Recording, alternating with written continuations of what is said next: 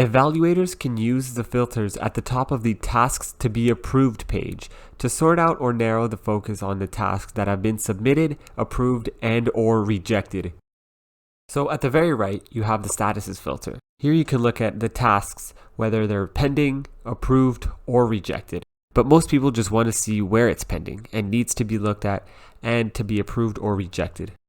Now, if we go to the next filter on the left, we have the Users filter. So here you can look at all the users that you will be evaluating, or just pick one and filter out all of the other tasks. The ATA chapter would allow you to pick an area of the ATA structure and narrow the focus of the pending tasks to only those that are related to certain ATA chapters. So here we'll choose all ATA chapters for the pending tasks. Now, the very important filter is the date filter. And as you can see, this worker has submitted a specific amount of tasks in the default period of 1 month between early May and early June. But let's say we change that beginning month to early April.